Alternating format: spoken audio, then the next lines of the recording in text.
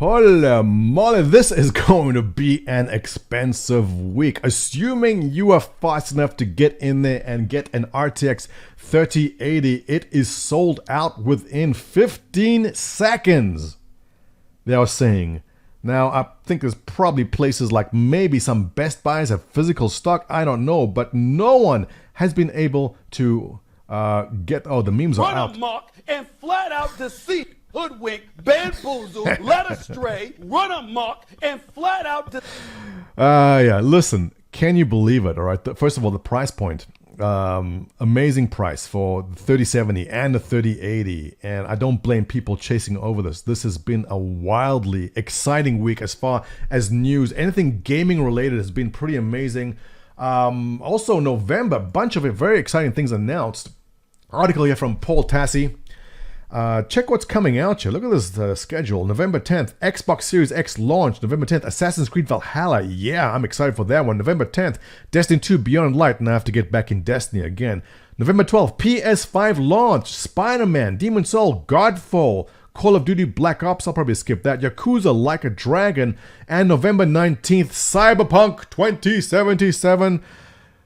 See this wall, I know it's very bare, I know you hate looking at it. I'm going to decorate that wall with something cyberpunk related. I think it's arriving today, so we'll get going on that. Very exciting stuff. But for me personally, this week was very expensive because the Oculus Quest 2 came out, and I know I haven't spoken about VR in a very long time, and this is primarily a Star Citizen channel, but listen, VR will eventually make its way to Star Citizen, and when it does, I'm right in there. Now, I haven't spoken about VR in at least over a year and change. 1 second, let me grab my set.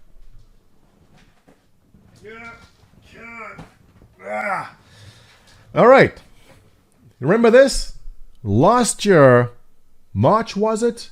I went to Best Buy at Crossroads, that's south of Raleigh, North Carolina, walked in and grabbed my very first wireless Oculus Quest. Version 1. Version 1 I say because Quest 2 is out. Now this does look a little different. This is an aftermarket Halo strap. We'll talk more about those in a second. I've got a lot to talk about with VR. And first of all, let's just watch the introduction video here for you that I put out. First of all, it's white, more performance. XR2 platform, the Snapdragon XR2, light years ahead of where the 835 Snapdragon in this thing is. In fact, let me pull up the stats for you. This comes from Qualcomm. Look at this, all right. CPU, GPU, twice better. Video compression, decompression, 4 times better. That is major. You can drive this place 6 times better. AI performance, 11 times better. AI is something which is coming in still. It's not fully in, but there's a lot of promise for how that can greatly improve the VR experience. So massive, massive improvements over the original Quest. We'll get more stats in a second. In fact, let's just finish playing this video for you. I have to mute it because there's music in the background. So 50% increase in pixel resolution. Big. All right, now this wasn't bad. The resolution on this wasn't bad. I mean, there is a screen door effect, but once you're playing, you largely ignore it. I don't want to see screen door at all, so very excited for that. More playtime for the controllers. Apparently, the controllers in the new one last 90% longer. AAA games and immersive content. Yes, there are a lot of AAA games actually starting to come out into the platform, which is very, very exciting. More freedom, I guess, compared to a wired set. All-in-one wireless VR. Yes, we know that. And PC compatible with Link. We'll talk about more than it's like starting at $299. Oh, and the closed caption actually shows me the Canadian. I'm currently in British Columbia, so it's showing me the Canadian price. Huh, interesting. $299 US, unbelievable. This was what I think this was 400 US, was it? They managed to shave off $100 off the original one with better specs. Amazing. What they want to do here is basically capture the market. They want you to come in and get on the Oculus ecosystem now to get you in there. Much like Apple does, much like Google does with the Pixel phones, etc. They want you in the Oculus ecosystem. Now, I know what you're thinking. Hang on, but Facebook, we'll get there in a second. Is this video done? I think so. There's a couple of things to talk about with this headset. Now, I will confess I have pre-ordered already. And look, there's a couple of things I'm not happy about, obviously. The First of all, let's talk about the ergonomics there. That strap is hideous. It is terrible. I can't imagine that being comfortable at all. Now, this set is supposed to be 10% lighter than this one, but come on, 10%? I have a very strong head and neck. I don't think 10% is going to make a massive difference to me, but that strap has to go. But the reason why they can sell it for $299 is because they cheaped out on that strap. But fear not, because if you have more money to spend, you can buy the Elite strap for $50 US more, which has this kind of setup over here. Look, I think it's a bit better. Notice that little knob on the back there. It's kind of the same system as this, where you twist and tightens or loosens the headset strap there. So most likely a bit more comfortable, but still an aftermarket Halo head strap is what I'll go for. But if you have a bit more money, you can buy the same strap but with a battery attached to it, which will give you a lot more life. Now, personally, I've had no problem with the battery life on this. I get about 2 hours, maybe an hour and a half, depending on how intensive the game is. My kids actually go and drain the batteries completely. They play so much of it. And that's actually what I want to talk about also, as far as, I mean, it ties into the Facebook story. So the big downside of this all is essentially Facebook wants you to associate your Oculus with a legitimate Facebook account. Why? Pros and cons. Let's go. First of all, cons. I mean, I don't have to tell you all the reasons why I think it's bad. Sam Makovich here from Ars Technica did a pretty good write-up giving you all the downsides. He says he doesn't like it. He goes, don't buy the Quest 2.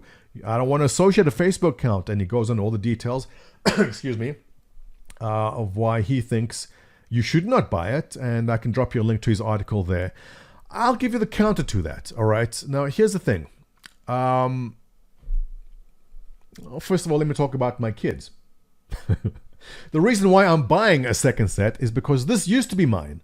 And when I'm wearing it and my kids see it, they go, hey, Daddy, we want to play too. So you know what you do? What would any father do? Your father would do this if he was a good father. Here you go, kids. Now here's one for you to share, and here's mine.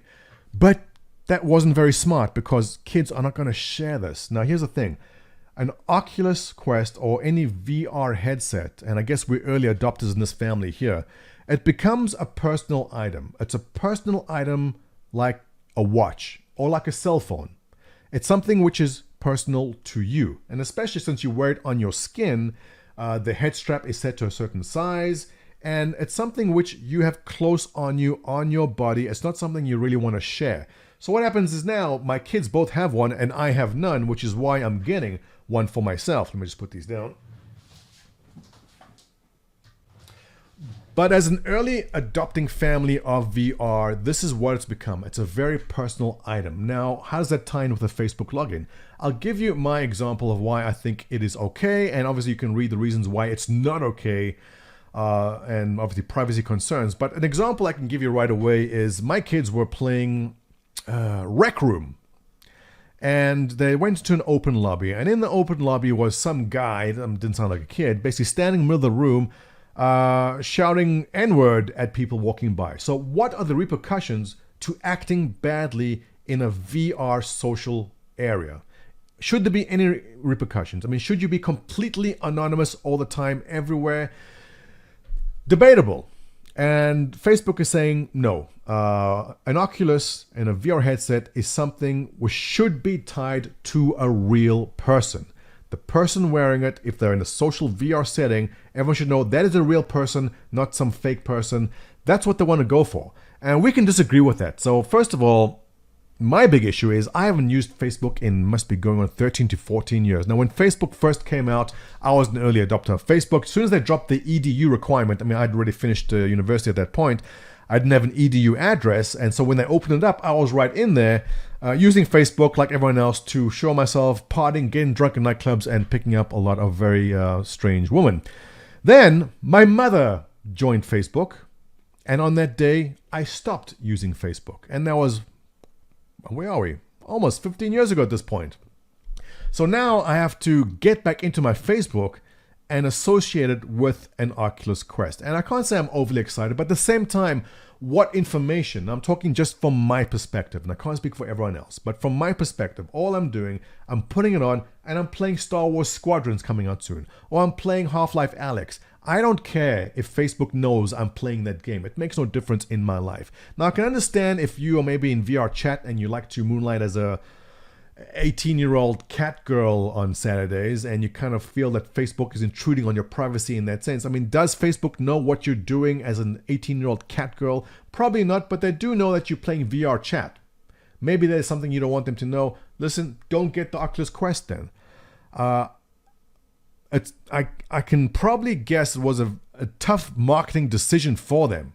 And they knew there'd be repercussions. And they knew that there'd be this kind of reaction if they had to try associate Facebook accounts with the Quest. But again, everyone has their own privacy requirements. For me personally, I don't care if they know what game I'm playing. I'm just plugging into my computer and playing games in that sense.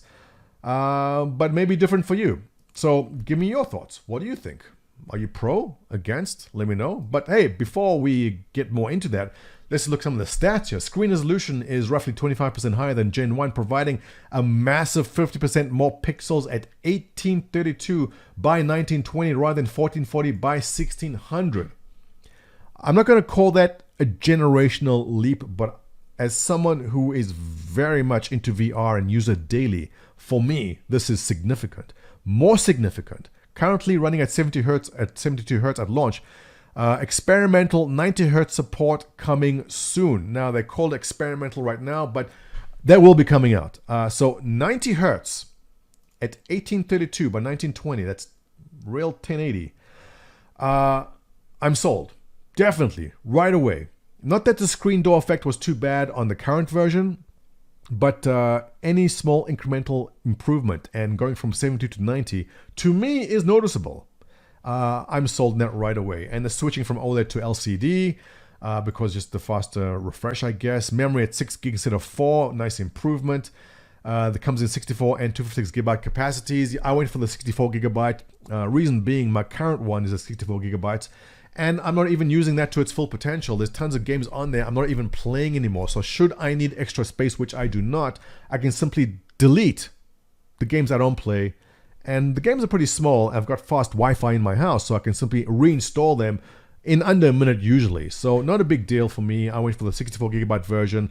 I'm saving my wallet and the bigger capacity for when we get a big generational leap in the next one. So whether it's in a year or 2 years from now, that's when I'll be dedicating more money to that. And as we mentioned, XR2 Snapdragon chip is twice as powerful as the 835. This is quite important now. The IPD settings, they only give you 3 different settings to choose from. So they probably did the research and realized this is where it needs to be. The current one does this. Okay, see that slider right over there? I'm going to slide it back and forth. This gives you a lot of different... Can you see that? See how it moves there? Yeah. So that's the very fine tuning method they have on the old one. The new one is not that smooth. So they're probably saving money on that somewhere. I'm guessing if you can shave off $1 or $2 in some places, they decided that was worth it. So I don't know how much of a difference it'll make for most people. For me personally, I know sometimes my kid uses it and they change it and I go back in, I don't even notice a difference at all. And that's just me. Other people have to be very particular and get it down to the millimeter for themselves. But you know what? I can't speak further on that. I think it'll be fine. We'll see how it looks and I'll give you a report when I get it in a month from now. Other than that, the controllers are supposed to be more efficient, lasting with 90% battery after a week. That is very surprising because, yeah, the current controls chew up the batteries very, very fast. And that basically is everything on the new Oculus. So, very excited to get in there. Not so excited about Facebook logins, but you know what? I'll live with it. And I'm very curious to hear your thoughts on the Quest 2. Are you getting it? Is it your first time getting into VR? If it is, I recommend it. I definitely do. I cannot go. I know there's better headsets out there, but I cannot go to wired again. I need to be wireless. A wire bugs the hell out of me. So there's no ways I'll be looking at anything else. It's only wireless for me. Oh, one thing not mentioned is that the XR2 chip. Now here's something, all right? This is actually very important. Wi-Fi 6 compatible. Why is that important? Because I want to play a game from my PC and not have to use a wire to connect it. I want to stream it from my PC, Wi-Fi 6 with lower latency. can get that done. Again, this is something not mentioned at the moment by Oculus, but like they did with the link, with the wire link before and the other features they introduced, I strongly believe this is something they will probably introduce later on, maybe not this year or next year, but being able to stream wirelessly with low latency from your PC directly to a headset, that is the sweet spot for me. That is the major selling feature. That's where I want to be, and that's why I'm in with the Quest 2. All right, guys, that wraps it up. I've got more videos to do today, but give me your thoughts on VR. Would you jump into it? Is Facebook going to turn you off completely? Drop your comments below. If you like my content, you know what to do. Hit that subscribe button and hit that bell and everything else. All right, catch you later.